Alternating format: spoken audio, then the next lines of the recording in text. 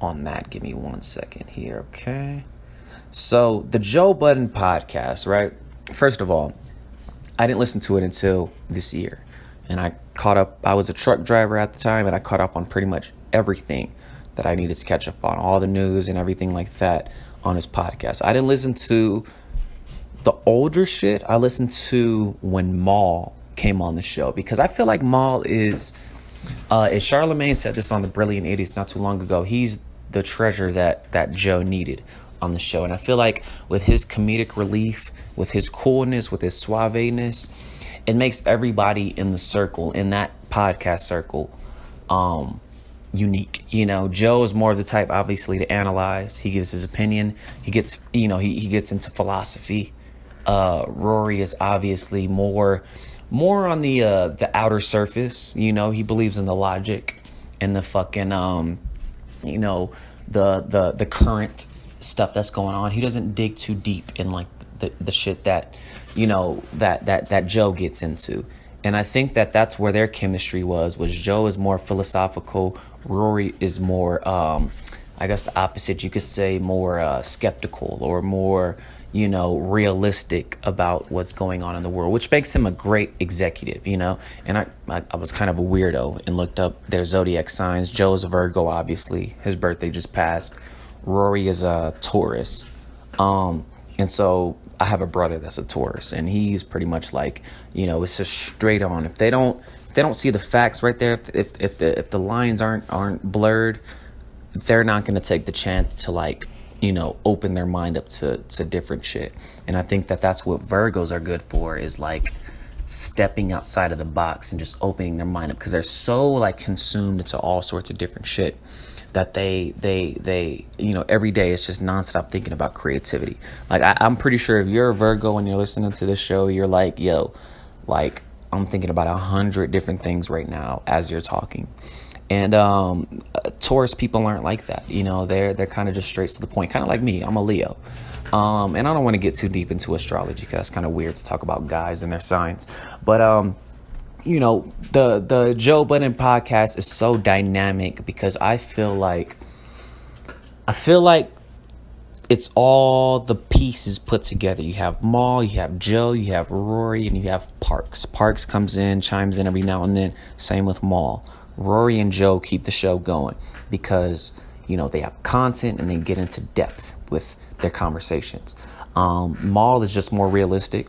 So he's the type of person that's like, I admit I don't know what's going on, but however I could give my 2 cents. Parks is kind of like the experienced guy who's been around, so he can give his 2 cents. But obviously, they're recording at his place, so he's kind of he'll just be the person that comes in every now and then, kind of like that guy from Conan O'Brien's show. I forgot his name, that chubby guy.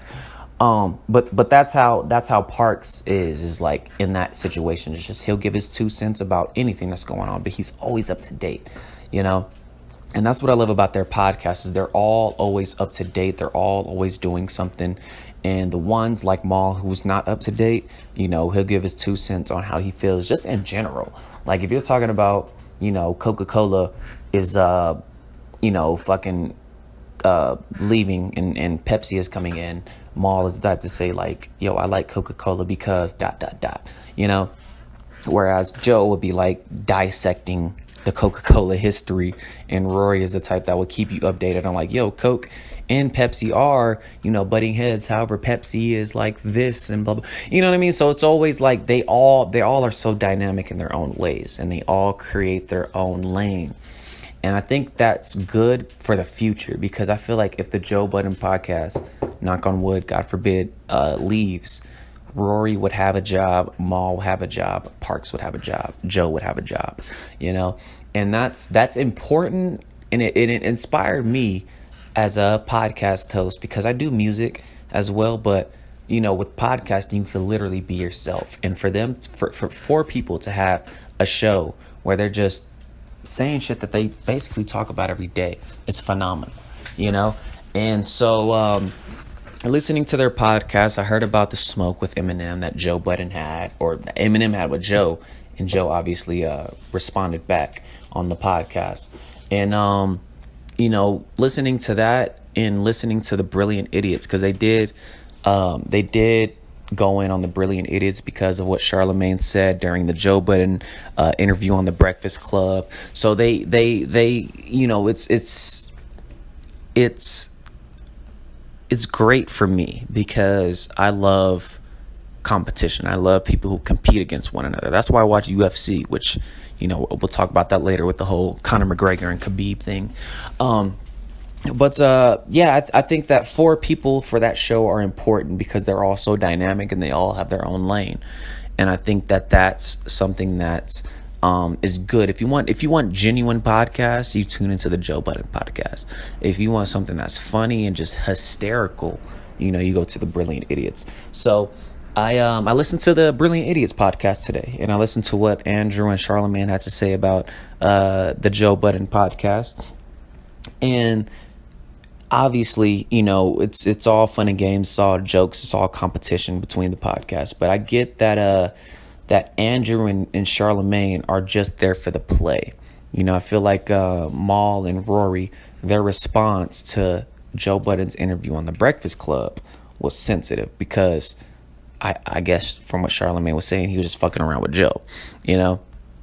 And for their response, for them to respond this week like they did, the way I would have taken it is, if I was Joe, I would have called Charlemagne right there and just talked to him about it. You know what I mean? Like, let Maul get whatever he has to say off his chest. Let Rory get whatever he has to say off his chest as far as DJ Envy. And just kind of just go from there. You know what I mean? Because I feel like this whole back talk and Maul not being informed and Rory, you know, it's all fucking... It's just all sorts of miscommunication. You know what I mean? And just to keep you guys updated, Joe was interviewed on the Breakfast Club. And obviously they chewed him out about his co-host on his podcast. And, you know, he was basically saying like, yo, without them, like, I wouldn't have a podcast, and vice versa. And I agree with that. I think that I think Joe could handle his own, but I think that having his friends keeps him comfortable, keeps him open and vulnerable. And I feel like when Joe is vulnerable, he's willing to say whatever he feels and get it off his chest. It's kind of like if you're walking with a group of friends, right? And fucking you're the one that starts the fights. And so you shove somebody, just a random person, and then hide behind all your friends. Not saying he's hiding, but it's just that mentality of like, I'm confident enough to know that whatever happens, my friends are going to have my back, you know?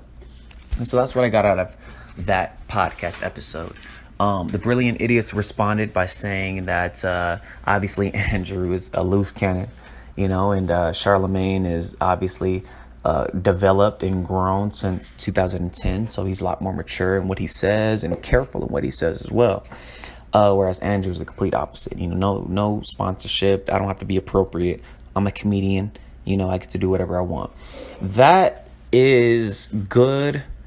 I like their collaboration because, one, they have Wax, and Wax is funny because he's the one that gets teased on the show, and 2, because I think that, and I go back to astrology, Andrew's a Scorpio, Charlemagne's a Cancer. It's that spicy, it's that balance between spicy and realistic. You know what I mean? Andrew's the type that'll start some shit. Charlemagne is the type that'll see both sides before he gives his response, you know? And that's really important because, you know, it's kind of like Ren and Stimpy. You know, you got the one that's an animal and the one that's like cool, chill, and just kind of, you know, kind of expresses how he feels. And that's good for their duo. However, Joe is like, Joe in his podcast is kind of like, if we talk about, all right, if we talk about Nicki Minaj nip slip, you know, during her performance, and Joe would just go from that to, what do you think about women who, you know, who do that kind of shit, like famous women who do that kind of shit for exposure, and then that starts the conversation from there. So he'll take you on a roller coaster on, you could start from, you know, fucking saying Coca-Cola is better than Pepsi, and he'll just dissect it from there and get his friends' opinions, you know? So that's good. The Brilliant Idiots is, they would be flamboyant, they would be a lot more hysterical, and they're far-fetched. So a lot of shit that they say pretty much isn't true. They just say that shit because, just like the title is called, Brilliant Idiots. And I think that that's a good war. I think that that's a good battle to, those two podcasts are great for for competition, because it's two of the same. But I would think that if I could put it up in my own metaphors, the Joe Budden podcast is more like the mature brother. You know what I mean? He'll say some funny shit, some slick shit, but however, he keeps it tight. He's not a loose cannon. And I think that's with them. They're more of a mature group, whereas the Brilliant Idiots is like, you got Andrew Schultz who could just let shit fly on the regular. So that's great to have. And I think that the chemistry that Charlamagne and Joe have are very important, because it's like metal and magnet. Like, they can be away from each other, but somehow, some way, they're always close. And so when I heard them talk, about how each other's podcasters and radio show is, all I got from that was, Joe Budden's podcast is the best because they have this dynamic quadruple people that are sharing their opinions, one, cracking jokes, two, and fucking keeping it as real as they can. The thing I like about the Brilliant Idiots is the lectures that Charlamagne gives, because he keeps it completely honest. He's well connected. He knows how to play the game, so therefore he knows what to say, what not to say. And then you have Andrew, who doesn't know the game, and he'll say whatever he wants to say. You know what I'm saying? So it's that balance on the Brilliant Idiots that keeps them going. And now they did fuck up a couple of weeks, for not doing a podcast. And when they did, Andrew wasn't there, whatever the case may be. But I feel like Andrew is important on the show, on the podcast, because he's funny, he's hilarious, and he admits he doesn't know shit, about the music or the rap or whatever the case may be. Whereas Rory, who's well connected as far as Duce Palooza and all that kind of shit goes, and Parks as well, just for being in music. So hearing them, it's really interesting to me, because it's a great fucking battle, which I'll segue into the whole Eminem versus Joe Budden battle, because I feel like that is no different than the podcast beef that's going on right now. I think that Joe strikes me as the type of person, because I never really paid attention much to his music, even Pump It Up days. I was always I wouldn't say skeptical of him. I just wasn't a fan. I just felt like, I played him on Def Jam a couple of times, but I just felt like he was always like, he just wasn't important to me, and then I listened to his podcast and I was like, oh shit, this guy knows what he's talking about. This guy knows his shit. He might be crossfire. He might say something and then do another, but it's like, he's entertaining. He's a great personality. I feel like that fit him the best. I think that music, he got way too poetic, kind of like Wale, and it turned people off, whether it's relationships or whatever. He would have made a perfect, like, rock star if rock was in style, but it's not. So people can't relate to what he says. He's so poetic, so deep, so lyrical. Like, I feel like he'll really be side by side with Eminem. And he's alpha. Just by the way he talks, just by the way he carries himself, he presents himself in an alpha manner.